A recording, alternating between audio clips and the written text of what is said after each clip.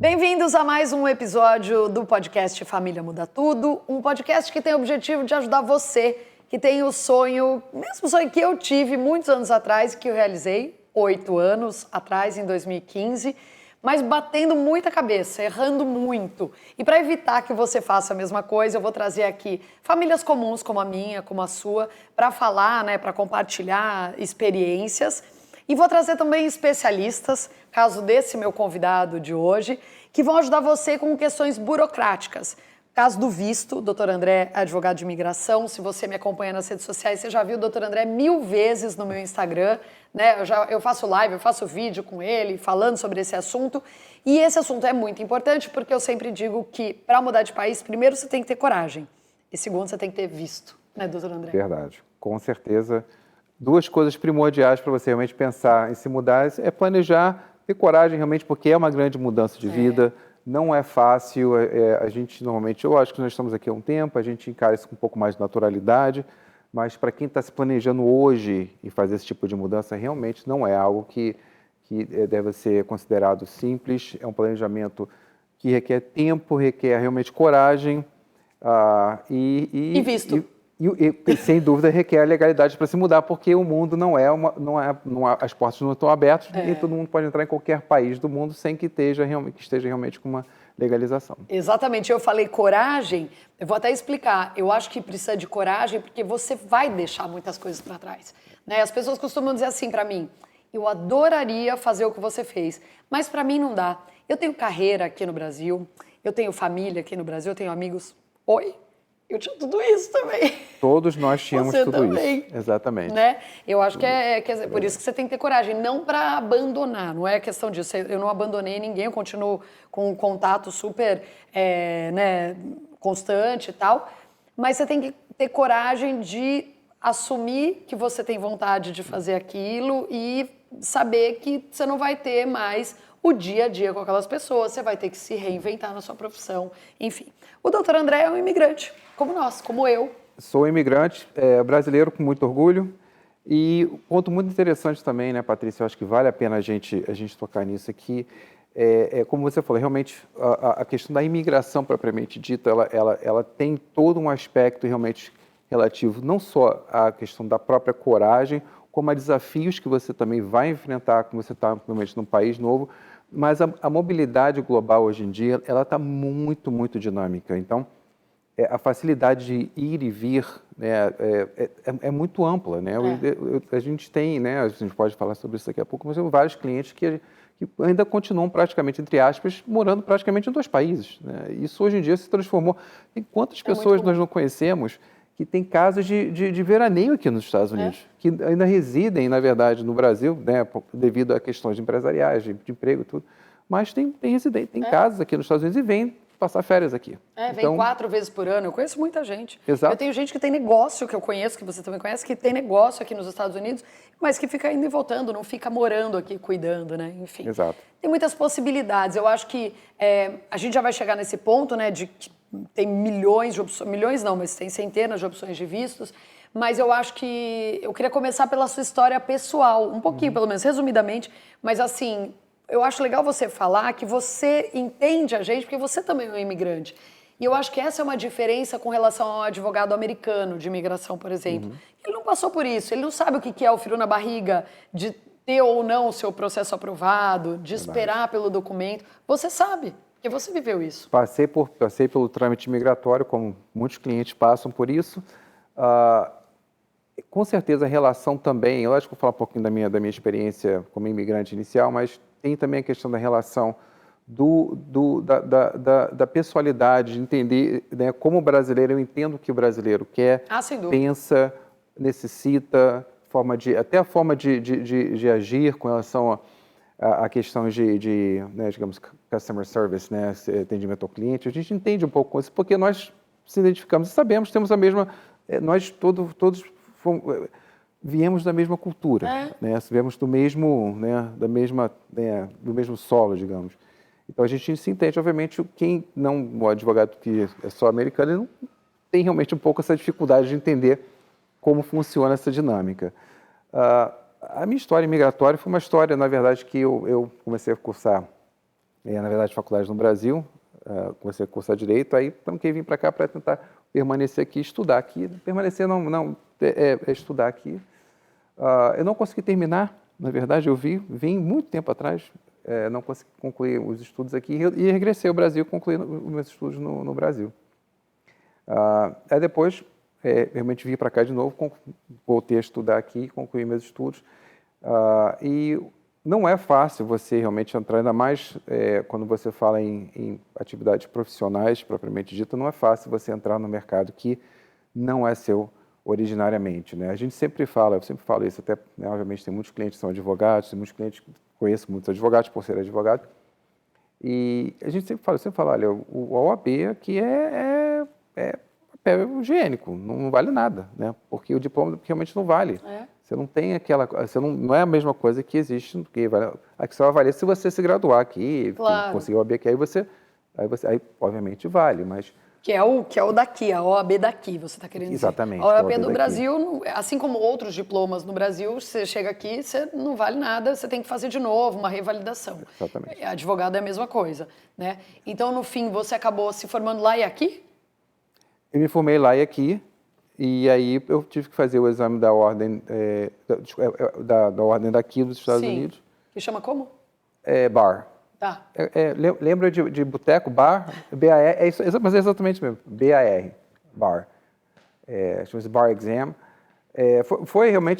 Nessa época foi realmente bem árduo, porque eu tive que, no sentido até hoje em dia muito, muito prazeroso, mas no estudo, na verdade, a intensidade do estudo, eu tive, na época, quando eu fui prestar o exame, na verdade, eu prestei 2 vezes, a primeira vez eu não passei, por meio ponto, a segunda vez eu consegui passar. A primeira vez eu não passei, os estudos eu estudei bastante, não consegui passar. Aí na segunda vez eu tinha, na verdade, tinha uma filha recém-nascida, né? Uma das minhas filhas praticamente era realmente recém-nascida, tinha alguns meses. E eu falei na época com minha esposa, olha, eu preciso focar 100% nisso. Aí ela foi para a casa da minha sogra, né? E eles ficaram pouco tempo lá, umas 2 semanas, 2, 3 semanas, se não me engano.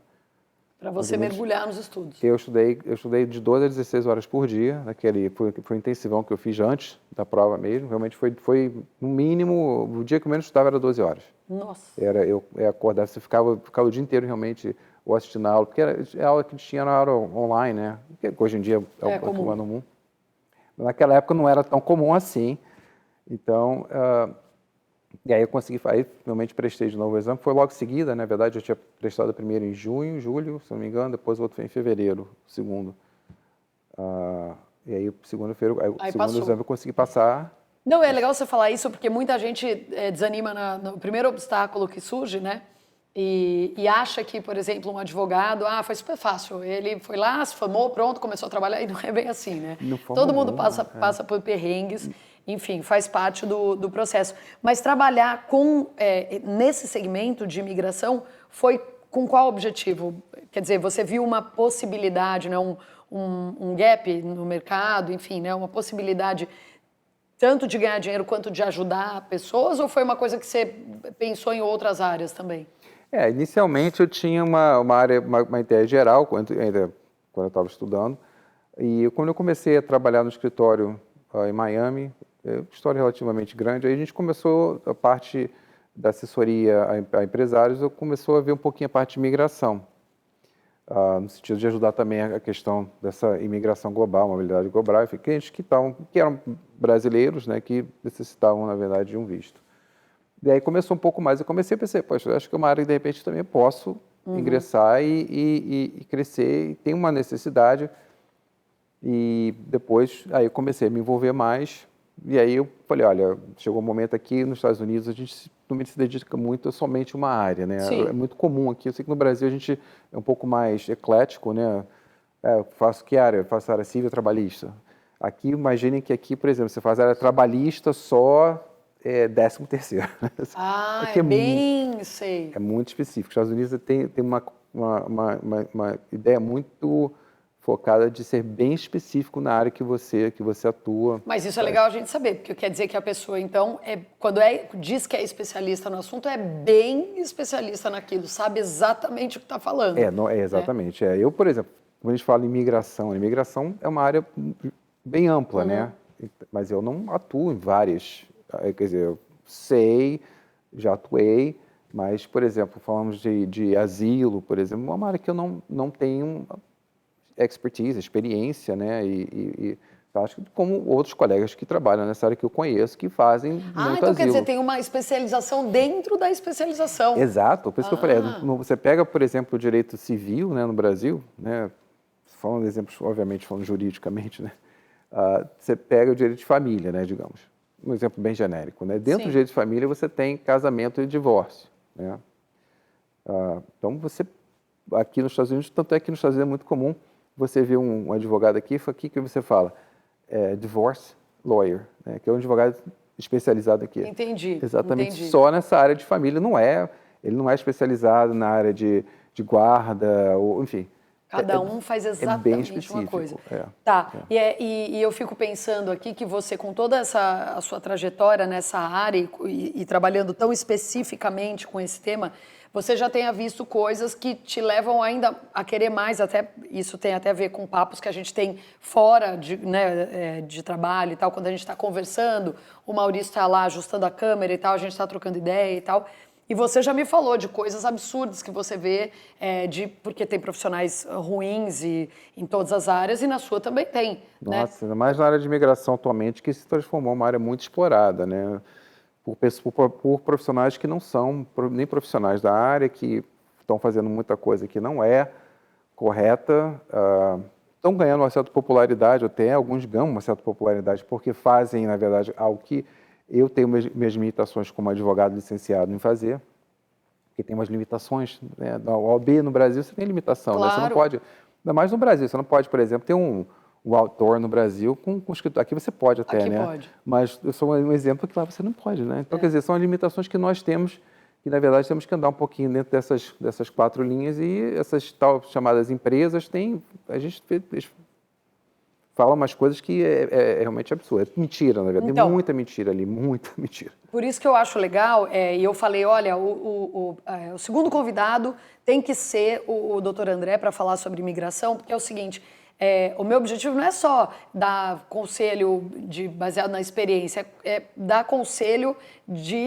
para tentar salvar a pessoa de situações muito complicadas que podem acontecer se elas, de repente, contratarem pessoas erradas, né? Então, assim, eu não bati cabeça nesse sentido. Eu tive a sorte de ter um advogado de imigração americano e que me ajudou muito, e que foi muito correto, muito honesto. Meu documento saiu super rápido e tal. Mas, assim, eu conheço gente que já perdeu muito dinheiro, conheço gente que já ouviu promessas absurdas que eu ouvi e falava, não, mas isso aí acho que não procede, não. Mas a pessoa não consegue desconfiar, porque ela tem um sonho tão grande, ela tá com tanta ilusão e ela quer tanto realizar o sonho de morar aqui, que ela acredita, ela dá dinheiro e o cara, né, não consegue cumprir com nada que foi combinado. Então, assim, de cara eu pensei, tem que ser a segunda pessoa, porque a primeira pessoa, eu queria uma pessoa que contasse a história da família, dos perrengues que foi e tal, e a segunda pessoa, eu queria uma pessoa que ajudasse praticamente, né? Então eu falei, tem que ser o Dr. André.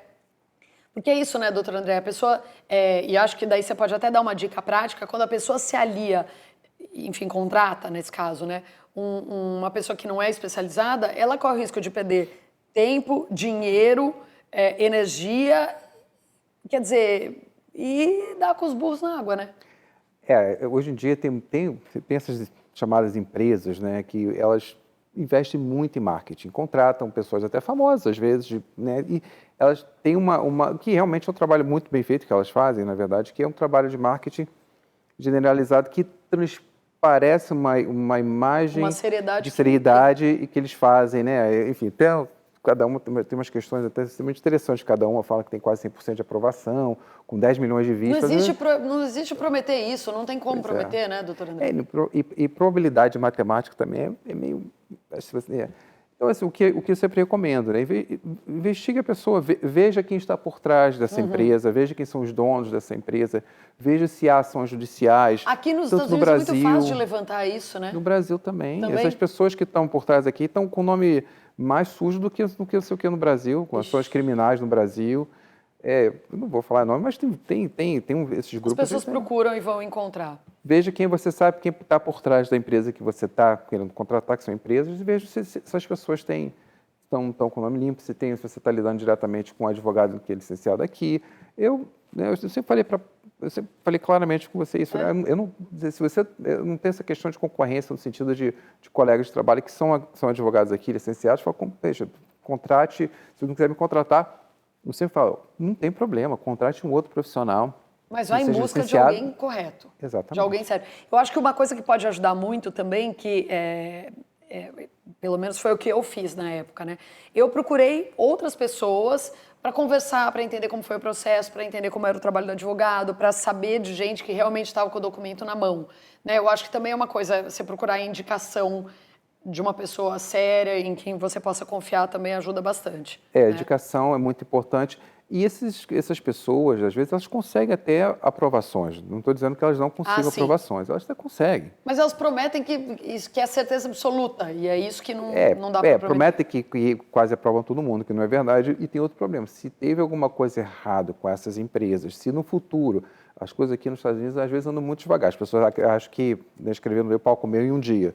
Não, as coisas andam devagar. Mas se um dia isso lá na frente estourar, se essas empresas, né, forem determinadas que elas estão cometendo atos ilícitos, o que normalmente elas fazem, você pode ter um processo reaberto. Então, você pode perder seu documento. Você pode até perder seu documento, claro. Claro. Se houver uma investigação de quem fez seu documento, se há um indício de alguma fraude, de alguma coisa nesse sentido, de uma forma geral, né, não no processo, não no teu processo específico, mas de uma forma geral, você pode cair numa auditoria, né, digamos. Esse corte é importante, porque tem muita gente que está assistindo a gente aqui e que está, assim, não sabe, né? Eu vou lá mesmo, esse escritório aí acho que é bom mesmo, sem procurar direito, sem se informar direito.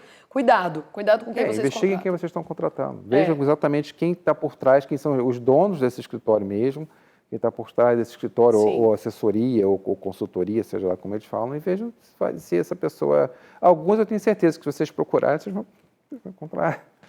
Não vão contratar. Não vão contratar. Ou se contratarem, aí é risco mesmo, né? Fica a critério da pessoa. Agora, doutor André, eu acho legal a gente falar sobre a quantidade de vistos possíveis, porque muitas vezes a pessoa ouve falar, eu acho que até a Flávia, no primeiro episódio do podcast, ela falou assim, eu achava que só ia conseguir morar aqui se eu casasse com alguém que tivesse documento, ou ela falou uma outra, ou se tivesse uma proposta de uma empresa. E não é só isso, tem tanto visto, tem mais de 100 vistos, né? Então, assim, quais são as possibilidades para as pessoas virem morar aqui e serem residentes permanentes? É realmente interessante isso, porque de uma forma geral, sempre foi realmente através de família, casamento, filho, enfim, cidadão americano, quem tem green card, através de uma proposta de emprego, né, que foi a forma que você veio, você começou, né, com visto de trabalho. Só que tem algumas exceções, que isso é via de regra, né? Obviamente tem asilo, mas é outra história. Tem algumas exceções, que é a exceção, por exemplo, hoje em dia, que é o visto muito comum, que é o EB-12NW, que é o visto que você não precisa de ter uma proposta de emprego para vir, também não precisa casar com ninguém, você pode vir através da sua profissão propriamente dita, né? Que é o visto fantástico. E os brasileiros estão muito, muito em voga nesse visto. Realmente, o Brasil está chegando a... entre os 4, 5, acho que é o terceiro, se não me engano, o terceiro ou quarto, de maiores pedidos e aprovações que teve no ano passado, desse visto. Que beleza! Então, o Brasil, nesse ponto, do NW, o brasileiro é muito esperto, muito inteligente nesse sentido, né? Pescou, percebeu o caminho, percebeu o negócio e seguiu em frente.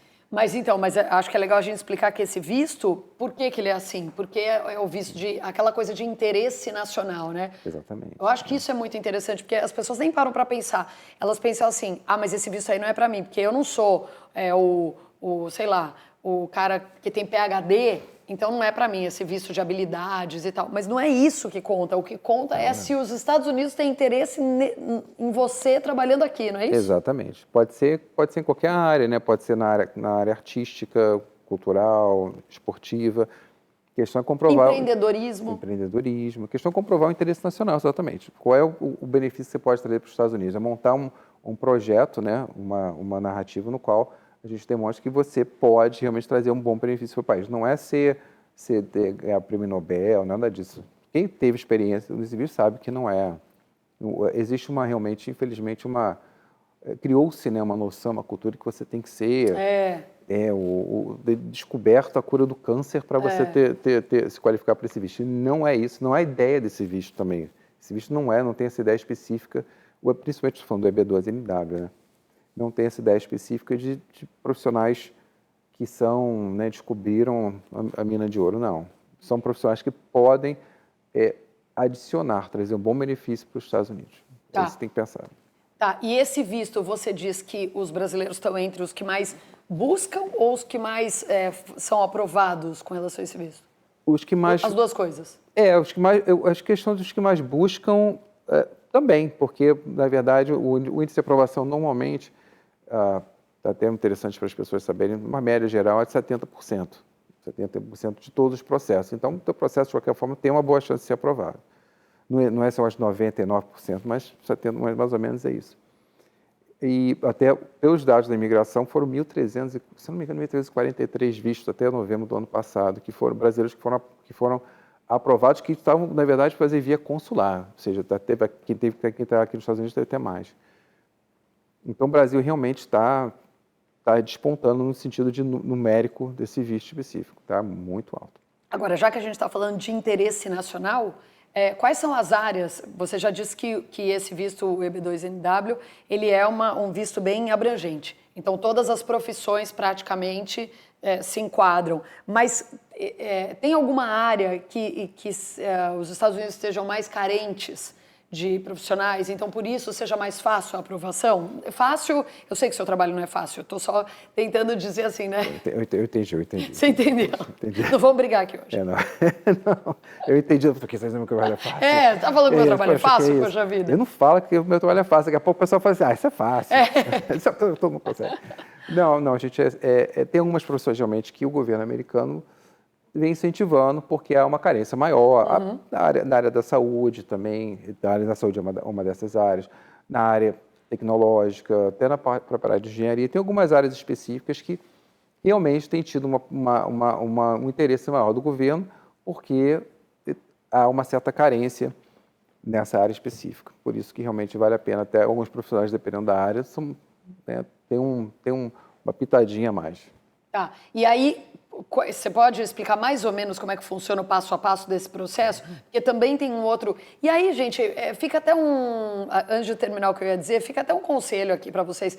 Não fiquem ouvindo o que o vizinho diz, o que o amigo falou, o que o seu primo que morou 30 anos atrás está falando sobre visto. Isso é assunto para conversar com um advogado de imigração. Sabe por quê? Porque são eles que sabem do assunto. As outras pessoas acham que sabem, né? Mas você não tem, nessa hora principalmente, você não tem que ouvir quem acha, você tem que ouvir quem sabe. Então, por exemplo, tem a ver com o que você está falando agora, né? Poxa, a pessoa acha que tem que ter um PhD, ela acha que ela tem que ter um MBA, ela acha que ela tem que ter um prêmio Nobel, e não é nada disso. Então, o ideal é conversar com o advogado de imigração e o seguinte, quais são os critérios, doutor André, por exemplo, para esse visto que a gente está dizendo aqui, que eu estou entrando mais profundamente assim, nesse caso, porque você está dizendo que tem bastante aprovação, sim, é um visto ótimo, não precisa de proposta de emprego, não precisa casar com ninguém, enfim, né? Pode trazer maridos ou esposa, filhos menores de 21 anos. Exatamente, então é um visto ótimo. Então, tudo bem. Então, quais são os critérios? Principalmente, só puxando um gancho assim, do que você acabou de falar, Patrícia, porque o que a gente mais vê, obviamente, a gente faz, né? A gente conversa com 10, às vezes 10, 15 pessoas durante um dia. Então, cada um tem sua história de vida. Então, a gente ouve bastante isso, né? Ouvir falar isso, ou fulano, então tem um amigo que conseguiu, não sei o quê. E não é nem sempre, às vezes, que a pessoa que falou esteja completamente errada, mas eu falo sempre assim, olha, não é que seu amigo ou seu parente esteja errado, ou o que aconteceu com ele foi errado, ou até o que ele está falando para você seja algo errado, mas é a experiência específica dele. Exato.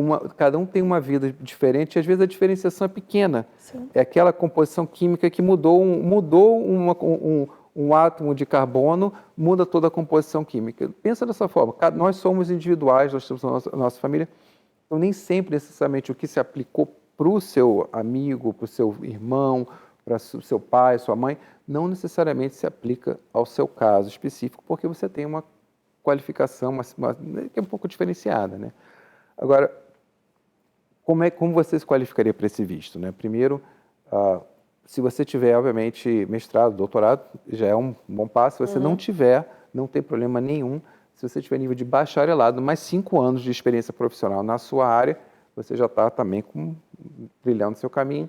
E também, se você não tiver isso, mesmo assim, você pode se qualificar dentre uns que nós chamamos de critérios, né? Você se qualificar em 3 critérios, você se qualifica também. Se você tiver 10 anos de experiência, tiver alguma licença, algum diploma, enfim. Tem algumas outras coisas que você pode se qualificar inicialmente, e aí vem a parte um pouco mais criteriosa, que é a parte da gente montar esse interesse nacional, que é onde nós argumentamos para o governo americano que você pode contribuir para o país. Tá. Agora, doutor André, imagina que tem gente assistindo a gente e que tá ilegal aqui no país. Tem muita gente ilegal, né? Pois é. E aí, tem chance para essa pessoa que está assistindo a gente? Ela tem como se legalizar? Ou depois de um certo tempo nos Estados Unidos de forma ilegal, não tem mais o que ser feito? Olha, se você entrou nos Estados Unidos, principalmente né, você ficou, veio como turista e isso, ficou. Visa Overstay, porque é bem diferente se você entrar pelo México, né? Ah, não estou nem chegando nesse ponto, mas se você quiser explicar sobre isso, eu estava pensando mais em quem entrou e ficou, sabe? Entrou com aquele carimbo de 6 meses, que eu nem sei se hoje ainda tem, mas na minha época, né, quando eu vinha como turista, eles carimbavam 6 meses no passaporte. Tem gente que tinha gente que vinha naquela época e ficava, né? Sim. Tem, mas ontem mesmo entrevistei uma pessoa que entrou pelo México, que hoje em dia está muito bem aqui nos Estados Unidos, mas entrou pelo México. Mas se você entrou, né, teve o seu visto de turista, você teve uma questão de overstay, você ficou aqui depois, anos e anos, enfim, é bem mais complexo você conseguir mudar isso, que você vai precisar de um perdão do governo americano. Né? Então você vai precisar primeiro se qualificar para esse visto, a B2, né, porque né, nem sempre é tão simples, porque dependendo do prazo que você ficou, como você, enfim, tem várias coisas aí que pesam nesse momento. Então, você tem que se qualificar para esse visto. Ou para outro também. Ou para outro, mas para outro fica mais difícil, porque a gente começa a falar em propostas de trabalho, família, aí não tem, aí mais difícil. Você conseguiu perdão, né? O que não é simples. É possível? Não é impossível, não é que você não tenha, dependendo do seu caso específico, não seja completamente possível, mas é bem mais difícil, né? É bem mais complicado. Por isso que você sempre diz para a pessoa vir com tudo direitinho, com tudo certo. E é o que eu sempre falo também. Por isso que eu falo, primeiro, coragem, segundo, visto. Não dá para vir para cá de qualquer jeito, sem, né, planejar o futuro. Porque depois você quer se regularizar e aí fica muito mais complicado do que ter feito o processo antes. Nossa, eu já presenciei casos, Patrícia, que eu falei, não acredito. Sabe o que você fala, não acredito? Que são clientes que são praticamente, que a gente chama de vezes walking EB2, né? Que é um cliente de EB2, né? Praticamente perfeito, mas cometeram erros e aí dificultou bastante a trajetória. Complica todo o processo. Se você não tivesse feito isso, teu caminho hoje, tua vida seria diferente. Que dureza. Mas aí a pessoa tem a falta de conhecimento e por isso que a gente bate nessa tecla de que não é para ouvir conselho de quem não sabe do assunto, né? Às vezes também falta de grana, porque também não é barato, né? O processo migratório não é uma coisa barata. Não estou falando que não valha, mas não é barato. Não é barato, não é. Mas até se você fizer... Isso obviamente é uma coisa... Até o EB2 mudou recentemente, 2006 recentemente. Em 2016, né? Nós já estamos... Né, 2023, um tempinho. Tempinho já, né? É porque o tempo vai passando agora, a gente fala recente, parece que 2018 foi recente. Mas é verdade, já faz um tempo.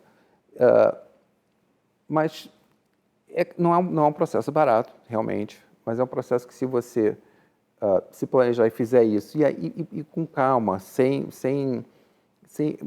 emoção, né? Não agir no impulso.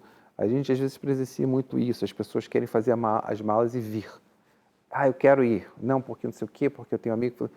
Eu vou ir lá, quando chegar lá, eu vejo como é que eu vou fazer. Isso, aí tem muito isso. Eu falo, gente, as coisas não planeja, faz com calma. Porque também, se você vir para cá, quem vem para cá, você também investe muito, né? E aí começa a questão, né, a bola de neve, né? Trabalha aqui, trabalha legal ali, não sei o quê, precisa sustentar, e aí blá, blá, blá, blá, blá. Aí começa. E aí não consegue nunca mais se legalizar, né? Porque daí não consegue ter uma reserva para isso. Falando em reserva, isso é uma outra coisa que eu gosto de dizer para as pessoas, né? Eu acho que esse processo, a pessoa que está entrando com o processo do Brasil, né? Demora muito, mas gente, é o tempo para você juntar um dinheiro, porque quando você chegar aqui, provavelmente você não vai ter um emprego da noite para o dia, então você precisa ter uma reserva financeira, né? Então, esse processo do visto é um processo para você trabalhar na sua cabeça essa mudança, porque também não é uma coisa, a gente mudou para cá, a gente sabe como é. Com certeza, não é, né? Não é algo que você deva fazer, eu sempre falo isso, obviamente, né, nem sempre todos me ouvem, mas eu sempre falo, façam as coisas com calma, exatamente isso, pensem, melhor, calma, dá um passo atrás para dar 2 na frente, lá na frente. 2 na frente, lá na frente, mas tudo bem. Doutor André não fala português, quer dizer, fala quando está trabalhando. Eu falo direto, o dia inteiro no escritório é português. Mas você mora aqui há quantos anos já? 21 anos. Aí fica difícil, aí troca tudo, não, né? mas em casa é inglês, mas aqui é porque a esposa é americana, casa é não fala português com seus filhos? Nada? Vou puxar sua orelha. Olha, todo mundo já puxou minha orelha para isso. Meu pai puxa até meu cabelo, meu pai, enfim, tá palmar, mas olha, é interessante isso, Patrícia, porque eu não sei a experiência que as pessoas têm com relação a isso, que estão vivendo aqui, mas para mim foi muito difícil, não porque eu não queira, era muito difícil você chegar à noite em casa e tentar se comunicar. Não, é muito mais fácil se comunicar em inglês, que a sua mulher é americana. Também. Aí vai. É verdade. Né? É muito mais difícil eu tentar ali naquele momento falar, né? Eu acho que eu deveria ter feito isso desde o começo, Sim. né? Eu acho que eu perdi o timing. Quando eu fui pensar assim, poxa, fazer isso agora, aí começou a ficar um pouco mais complicado. Eu acho que tem feito isso desde o nascimento. Então, vá ao conselho, se você é casado com uma cidadã sul-americana, tem filho, comece a falar só português em casa desde pequeno. Mas fica estranho, né? Vai ficar estranho você falar com teu filho. Um pouco em português e um pouco em inglês.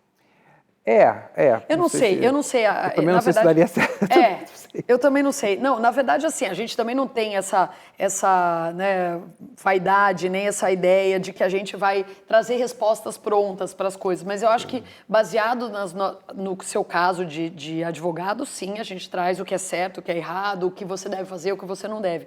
Mas eu acho que no caso de experiências, né, eu acho que o legal é trocar ideia, é trazer à tona aqui, e acho que nessa hora você está tirando aí o seu crachá de advogado e assumindo um lado pai, um lado, né, pai de família. O lado pai que errou, né, na verdade. Não, errei mesmo, eu deveria ter, eu acho que, assim, porque não é exatamente, não é que eu não tenha, não gostaria que isso tivesse ocorrido. Eu sei, mas era complicado. Era complicado, porque era complicado, eu acabei deixando... Pois é, mas você sabe que eu tenho esse dilema? Meu marido é brasileiro, enfim, mas as minhas filhas vieram... não se preocupa, colégio aqui... Não, eu vou te falar, o meu dilema não é diferente. É o seguinte, as minhas filhas vieram com 3 e 5 anos pra cá. E elas entraram na escola e aí elas não queriam mais falar português. Porque ficam na escola o dia inteiro, vão pra escola às 8 da manhã, voltam às 4 da tarde, chegavam falando inglês, só queriam falar inglês. E aí, eu e meu marido, a gente, e a gente só fala português em casa. E a gente, não, vocês têm que falar português. E aí, eu defendo muito isso, porque eu acho, tenho quase certeza, e aí, qualquer hora eu vou trazer uma profissional da pedagogia aqui, ou da psicologia, enfim. Isso é legal, viu? Muito legal, porque assim, eu acho que é mais, e aí a gente tá, né, eu acho que é para isso também o podcast, pra gente debater temas que são pertinentes para quem tá mudando de país. Eu não tenho dúvida, na verdade, talvez eu esteja errada, mas de novo, eu não tenho dúvida de que você ter 2 línguas, né, você crescer falando 2 línguas, vai ser muito bom para o futuro. Mas, enfim, eu sei que é um desafio Porque você tem esposa americana, eu não. E mesmo não tendo, mesmo tendo um marido brasileiro, as minhas filhas queriam falar inglês. Lá em casa... E misturam tudo. Pois é difícil. Aí chega, vai, enfim, ela é português, como é que eu falo? Você acaba e o tempo, né, também, quando você está, né, você tem 1 hora, às vezes, com o filho durante o dia, né? Quando você está trabalhando, 1 a 2 horas, né? Porque você está trabalhando, aí você chega em casa, aí você tem aquele período, né, com teus filhos. Do jantar, lição, banho, confusão, caos. Exato. E aí depois, seus filhos vão dormir até um pouco mais cedo que você, quando é pequeno, principalmente, né? 7, 8 horas, na verdade, tá dormindo. Então, aquela janelinha que a gente tem é muito pequena. E aí que é a dificuldade de você manter né, enfim, falar, olha, pelo menos nessa janela você vai ouvir português. Então foi, enfim... Sua esposa fala alguma coisa em português? Pior que fala. Fala, não, peraí, calma, gente, me explica. Não fala fluente, não fala, não dá, ela não se, mas ela entende, ela não é completamente alienada, não. Não é chegar e conversar, normalmente não é assim. Mas ela fala um pouco, né? Entende um pouco, porque eu acho que ela entende até mais a questão que ela gosta muito de música brasileira. Entendi, então ajuda. Então, eu acho que por isso, por às vezes tentar cantar alguma coisa, né, pegar um pouco dos trechos das músicas que ela gosta. Entendi. Então, acho que ela consegue, né, entender mais, mas não é, claro. Se ela sentar aqui agora, eu não estaria, ok, vocês estão falando de mim, né? Não é tão, né, mas ela entende sim, fala um pouco sim. Entendi. Eu acho que vale a pena a gente falar sobre esse lado pessoal também, porque parece, para quem está vendo, que é tudo mil maravilhas. Você chega aqui, as crianças falam inglês e português, e não é assim, tem muita dificuldade no meio. Qual foi o maior perrengue que você passou morando aqui? Olha, perrengue mesmo, no sentido de dificuldade, eu acho que eu sempre tive uma vida tranquila aqui. Os Estados Unidos tem tudo muito fácil, acessível, né? Eu não diria perrengue, eu acho que o maior desafio, né, que eu diria foi a parte profissional, sem dúvida. Realmente vencer profissionalmente, eu acho que isso foi... E é o desafio de, acho que muitas pessoas jovens, né, estão querendo se mudar para cá ou trocar de carreira, profissão. A própria pessoa que quer vir para cá né, e fazer alguma especialização aqui, continuar sua carreira nos Estados Unidos, esse é um grande desafio realmente, né, mas...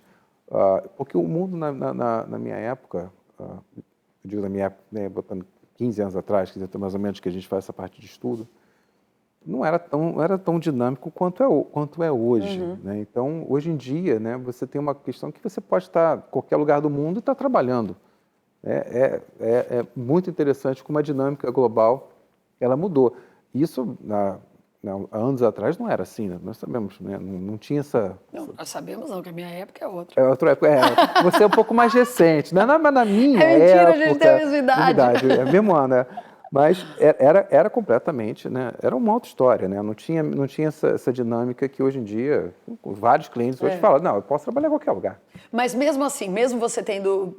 Não foi perrengue, mas assim, foi um desafio, né? Digamos assim, você enfrentou obstáculos. Mesmo assim, é uma coisa que você faria de novo? Faria. Eu acho que faria, né? Eu não me arrependo. O que você faria diferente? Não, eu não faria nada diferente. Eu gosto do que eu fiz, gosto do que eu faço, não tenho menor arrependimento da minha trajetória profissional, da minha trajetória familiar. Lógico, gostaria de ter mais relação, gostaria de poder estar mais no Brasil, indo e vindo, né? Porque vemos amigos que acabam ficando, né? Familiares, então assim, um pouco dessa distância é o que a gente normalmente... E todo mundo que vai se mudar para cá, que vocês estão nos vendo, vocês vão sentir isso, é normal. É o segundo convidado que diz exatamente a mesma coisa que o primeiro, e eu tenho certeza que isso vai se repetir. Eu tenho certeza absoluta, porque é isso, eu acho que as pessoas pensam que vão sentir falta da comida não sei das quantas, da praia não sei das quantas. Comida nada, E não comida é nada tem disso. aqui, comida tem, olha, aqui pelo menos a gente mora, que tem de bom. restaurante brasileiro... Tem mais brasileiro do que americano. Mas assim, é muito louco isso, que eu acho que é o que pega para todo mundo mesmo, é essa parte. Você falou, eu queria ir mais para o Brasil, eu queria mais conviver com as pessoas. Enfim, eu acho que é o que realmente é a maior dificuldade, né? Sem dúvida. É um pouco mais... É o que assim, porque infelizmente o tempo não deixa a gente fazer isso, trabalho, vida, família, não dá para a gente estar... Dinheiro, que não é barato. Claro, dinheiro, exatamente, não dá para a gente ficar nessa ponte aérea, assim, então pelo menos para mim, né, não tem essa possibilidade de ter essa vida tão dinâmica. Mas se eu pudesse, eu estaria, né, constantemente indo, voltando, enfim, estaria lá bastante, estaria vendo família e tal. Você vê isso bastante no seu... O que você ouve mais no seu escritório, nesse sentido? De gente que ou acabou de sair o documento, está muito feliz e tal. Você vê mesmo assim, você vê eles sentindo muita saudade? O que você... É interessante, Patrícia, porque a experiência que eu tenho com os meus clientes é até o ponto que os clientes estão pegando o visto, estão com o Green Card e estão depois seguindo a vida. É como se o filho fizesse 18 anos e vai embora. E larga os pais para trás. E larga os pais para trás. Então, o que os clientes fazem? Normalmente, eles e largam os pais para trás e vão embora. Eles pegam o documento, tchau, doutor André. Você nunca mais terá notícia deles? É uma reclamação do doutor André. Não, a gente até tem aqui e ali, mas não é exatamente. Eles, né, seguidamente. Então, eu sei, viramente a gente fala com eles depois, tá? Mas com alguns, né? Não todos, mas... então, eu não tenho essa experiência com o cliente. É bem interessante isso, porque eu não tenho... Essa experiência que eu estou passando agora, que nós estamos conversando, eu tenho muito pouco com os meus clientes. Porque... Você que é cliente do Dr. André, entre em contato com ele, conta como está a sua vida, ele está carente, ele quer saber. Pode entre em contato, me diga se vocês sentem falta do Brasil, porque na hora que eles estão vendo, eles não estão sentindo eles falta. Eles estão felizes da vez, não querem saber de mais nada. Tá, né? Pica a mula, como a gente falou antigamente, e vamos embora. Aí, tô no mercado, não sei o quê. Eu não sei se não tem essa experiência, né? Que daqui a 5 anos, 10 anos, ele fala, como é que tá? Né, isso aí não chega. Aí é só para o psicólogo, pedagogo que você vai convidar aqui, aí vai poder responder isso muito falar. melhor que eu. Porque, posso te falar, eu acho que é o que mais pega para todo mundo. Né? Eu acho que é a questão da gente falar, será que eu fiz a escolha certa? Não, a gente sabe que né, era o que a gente queria e a gente está realizando, que bom, graças a Deus. Mas eu acho que em algum momento todo mundo tem uma coisa de tipo, é o que você falou, olha, eu errei com os meus filhos. Eu penso eu errei com as minhas também, né? Porque eu tirei do convívio com os avós. É uma coisa que me incomoda. Sim, verdade. Né? Então, acho que todo mundo tem uma hora, acho que nunca a gente vai ter certeza. Não tem, tudo. Claro, e as minhas também não têm convívio também com os avós paternos, então, né, como a gente gostaria. Como se nós tivéssemos, elas nasceram aqui, tá, mas enfim, mas mesmo, não importa isso, se estivessem lá, como elas teriam se tivessem próximos ali, né? Isso é normal, mas isso faz parte da vida, né? Eu acho não dá para ter tudo, né? Não dá para ter tudo, e eu acho que o mais interessante disso tudo, Patrícia, nós como pais, né, claro, sempre focamos em proporcionar o que é melhor para os nossos filhos. Ou o que a gente acha que é. O que a gente acha que é mais nesse ponto, né, e aí com toda a saudade que a gente tem do Brasil e tudo, nesse ponto eu acho que para criar filho aqui é bem melhor. Eu acho que nesse sentido de tranquilidade, talvez, né, nós já somos mais uma certa idade, tal, futuro, tal, para a gente. Uma certa idade. Pois é, já estou virando. Eu sempre fui aquele garotão, né? Garotão, isso aqui. Hoje em dia, agora eu estou me colocando sempre como velho já. Mas... Para, a gente está ótimo, estou no auge aqui. Eu estou começando um projeto novo no ano que eu faço 48 anos, olha que beleza. Pois é, né? Não é? Não, no auge. Não, mas eu entendi, brincadeiras à parte, eu entendi o que você está querendo dizer. Eu acho que é isso. Eu também tenho essa sensação de que eu fiz o melhor. Mas eu acho que... Que elas vão te agradecer lá na frente. Eu acho. Muito. Com certeza vão te agradecer bastante. O que você proporcionou para elas de experiência, né? O que elas têm hoje né, o céu é o limite para elas no futuro. Então, isso é, sem dúvida, algo que... tem tudo na vida, né? Tem o seu lado que a gente acaba... né, tem que tirar um dedo para... Enfim, mas é assim mesmo, faz parte. E eu acho que, nesse sentido, esse país ainda é um país que te dá muita oportunidade de você ter, pelo menos, essa questão de uma tranquilidade de vida, de criar teus filhos bem, enfim. Como falei, né? Estava pouco tempo agora no Rio, né? Eu sou do Rio. Toda vez que eu estou no Rio, eu já saio do aeroporto, já Preocupado. Engraçado, Patrícia, eu vou falar uma coisa, porque é o teu podcast, eu vou falar. Eu chego no Rio, né? Acho que vocês vão perceber que estão ouvindo o podcast, o meu sotaque é bem linear, né? Eu não puxo muito sotaque, igual o teu. Nós temos um sotaque muito bem linear. Mas eu chego no Rio, porque eu sei, conheço carioca, né? Eu sei como é que carioca pensa. Carioca tem aquela coisa de ser metido, marrento e se achar... Você que tá falando, hein? Eu sou paulista e tô quieta. Eu sei, não, tô falando mesmo, não é porque eu sou carioca, eu sei como é que é. Então, eu chego no Rio, eu ponho o pé no aeroporto, eu saio do aeroporto ali, o meu sotaque, meu irmão, muda completamente. Eu fico carioca mesmo.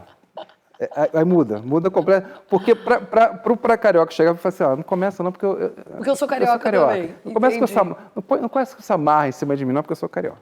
Tá? Entendi. Muda completamente. Aí é até engraçado, né? Mas eu acho que eu entendo o que você está falando, porque a gente, principalmente depois, a gente acostuma com uma realidade no Brasil, né, de insegurança e tal, e a gente aprende a lidar, é aquela coisa de não parar no farol, é aquela coisa de não... Né, a gente aprende a lidar com uma situação que, para mim, pelo menos, incomodava muito.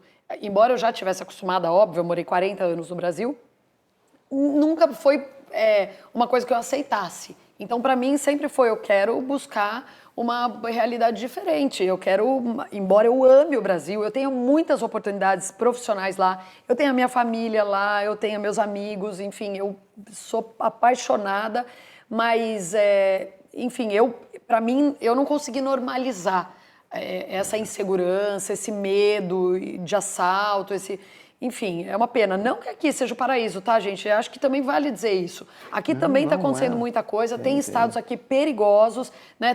Pesquise bem para onde você vai, não vá baseado no que você ouviu falar, vá pesquisar, vá visitar o país, ou a cidade, o estado, ou até o país, que não seja os Estados Unidos. Se você está pensando em morar em outro país, vai pesquisar, vai visitar, vai conversar com moradores, vai ver como é a vida, porque como turista é uma coisa e como morador é outra coisa, né?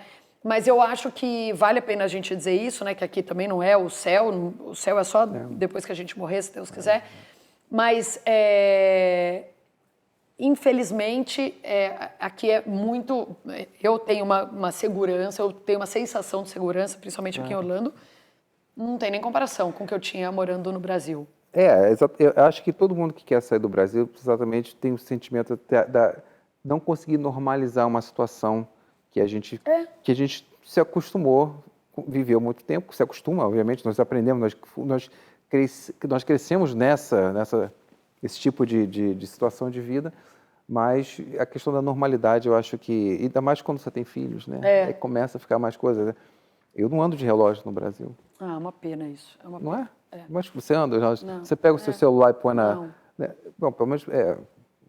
São Paulo não é tão ruim, mas no Rio de Janeiro você não pode fazer isso. É uma pena. Então... É uma pena que é um país tão lindo, a gente morre de saudade e eu sempre que vou para lá, quando eu volto, quando eu estou entrando no avião, eu falo, será que eu quero mesmo? Porque eu gosto tanto daqui também.